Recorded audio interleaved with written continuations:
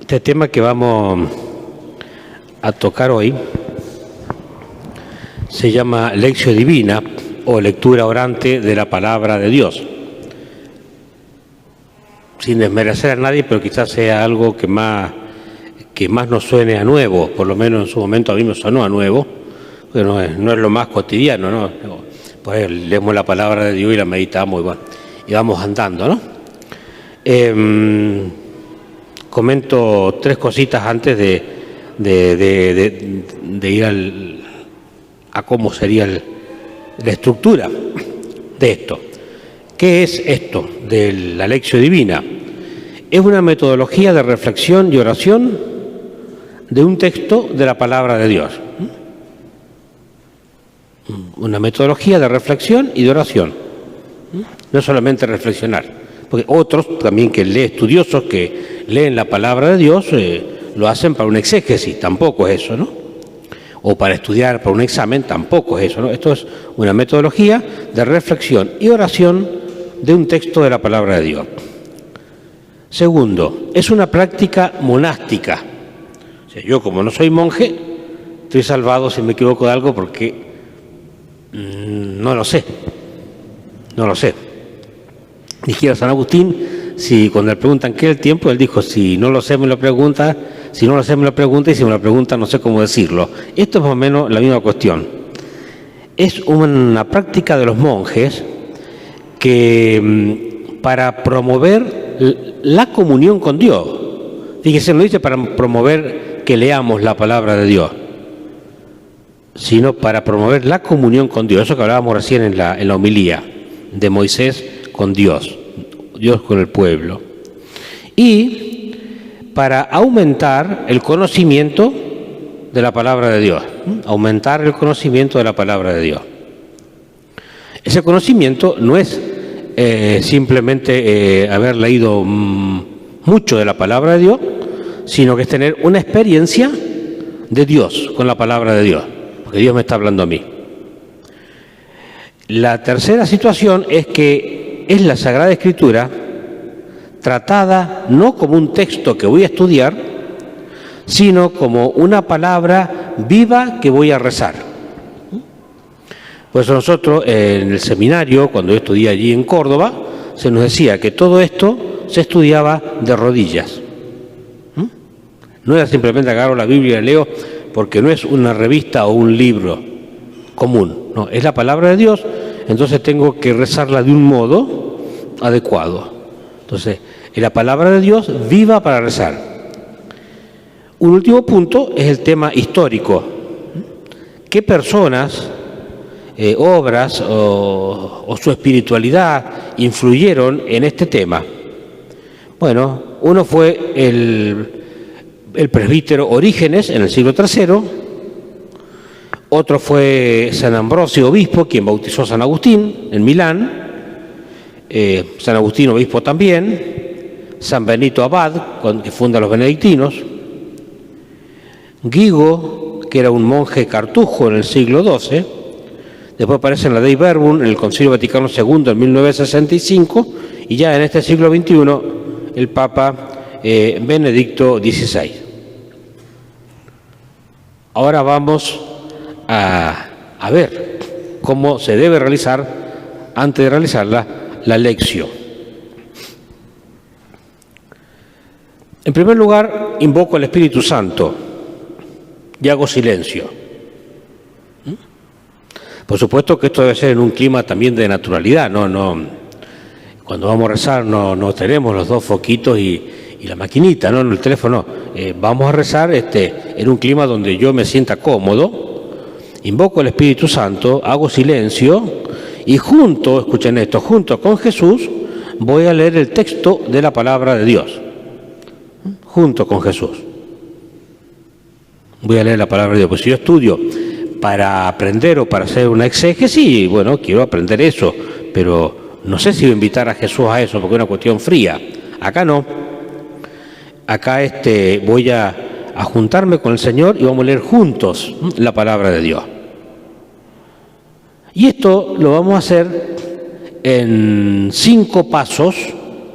Hay otras estructuras, me gustó esta, así que se las comparto. La primera es la lectura del texto, la lectura del texto. Elijo el texto y voy a leerlo. Y allí me pregunto, ¿qué me dice el texto de la palabra de Dios? Para ver qué me dice, lo leo. Así como está, lo leo. Segundo punto es la meditación. ¿Qué me dice Dios a mí por medio de la palabra de Dios? Porque lo que dice es el relato de dónde estaba Jesús, qué hizo Jesús, qué dijo Jesús. Bueno, pero acá, ¿qué me está diciendo Dios a mí por este relato? El tercer momento es la oración. ¿Qué es lo que yo quiero decirle a Dios? Porque hasta acá, bueno, Dios me está diciendo, pero ¿y yo? Recordemos que recién hablábamos de que Dios le dice a Moisés cómo es y después Moisés le dice qué quiere. Entonces, ¿qué es lo que yo quiero decirle a Dios? El cuarto punto es la contemplación. Es la contemplación ¿qué es lo que está dentro de mi alma? Todo esto hay algo que entró a mi vida, a mi corazón, a mi alma, y tengo que contemplarlo. Y por último, la acción. ¿Qué voy a hacer? De todo esto que dije acá, hay algo que tengo que llevar a la práctica, o ¿qué voy a cambiar de mi vida? ¿Qué voy a cambiar de mi vida con esto que he meditado? Porque ya cuando medité y entendí, bueno, estoy como a punto de comprometerme. Entonces, como me dijeron que era un taller, si bien me olvidé algunas herramientas que tenía preparada ahí de martillos, clavos, serrucho, bueno, vamos a hacerlo así participativo sobre este texto, que es justamente el del Evangelio que hemos leído hoy, sobre la Santísima Trinidad, que es el texto donde Jesús los envía. Jesús los envía. Vamos a leer el texto. Recién lo leímos en la misa, pero lo vamos a leer otra vez. Y se lee más pausado, porque en la misa se proclama. Acá lo estoy leyendo con Dios, con Jesús. Después de la resurrección del Señor,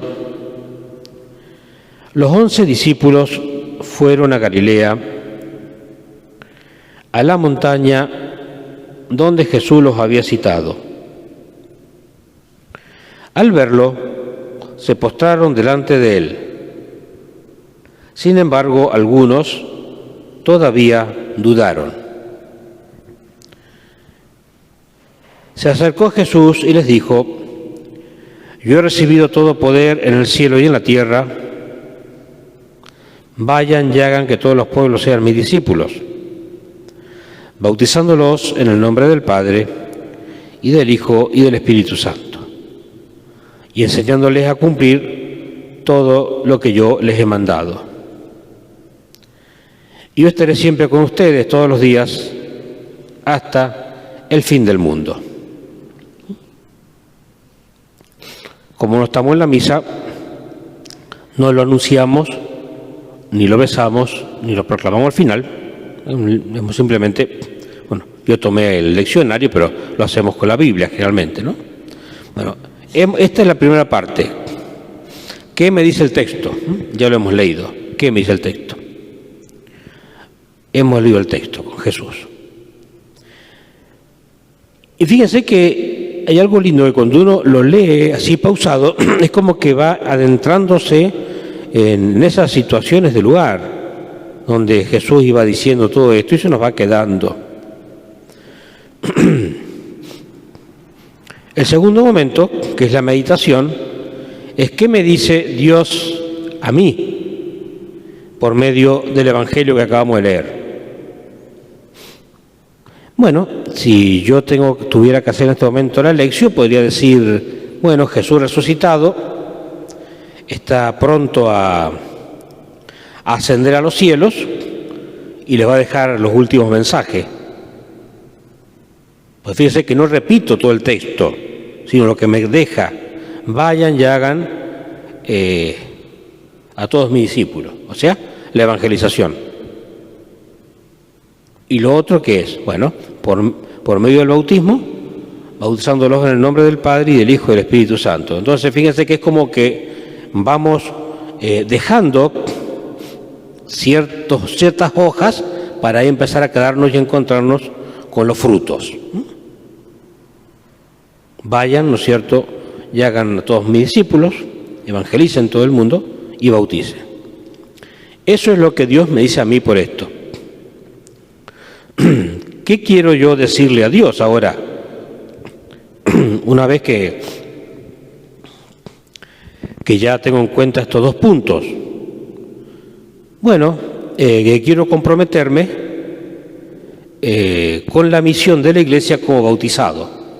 Bueno, en el caso mío ya soy cura, pero como que, bueno, lo reencuentro, digámosle, este tema, y entonces voy a volver a comprometerme con esta misión como bautizado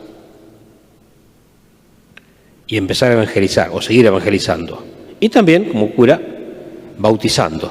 Esa evangelización que daré en las homilías o en las catequesis o en las charlas o donde sea, y bautizando como sacerdote. Eso es lo que yo quiero decirle a Dios.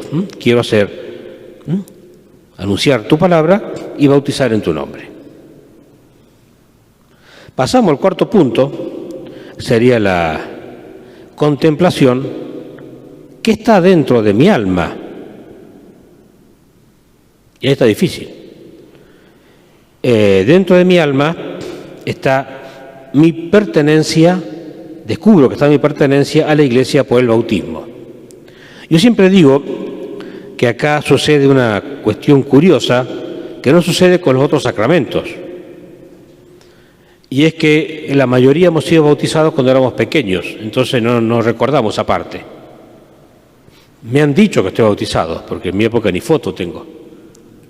Le creo Bueno, el otro día supe quién me bautizó, pero bueno, me lo dijeron mis padres, mis padrinos, mis hermanos, pero son más grandes que yo, pero yo no sé. Entonces la descubrí antes, por supuesto, mi pertenencia a la Iglesia por el bautismo. Porque esta evangelización y este bautismo que yo voy a hacer es dentro de la Iglesia, es dentro de la Iglesia,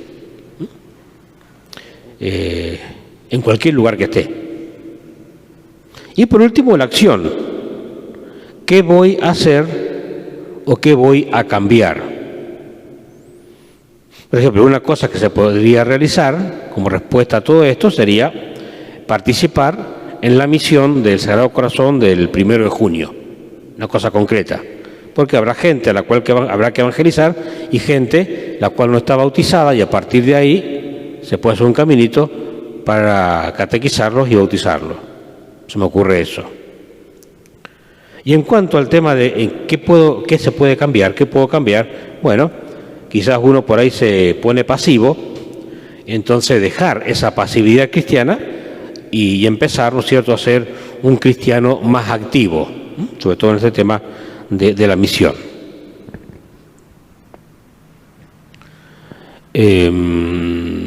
Esto es más o menos lo que a mí se me ocurrió después de meditarlo y leerlo durante un mes más o menos.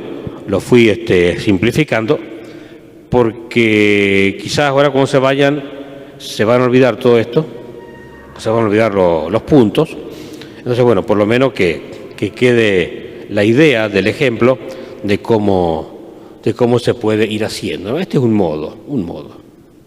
No obstante, el Papa sigue, ayer o hoy ha seguido hablando de la importancia de seguirnos preparando para el año que viene con este tema de la oración, ¿no?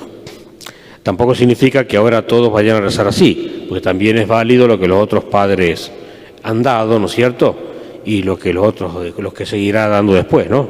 Son como distintos elementos que damos para que podamos elegir o enriquecernos con estos temas.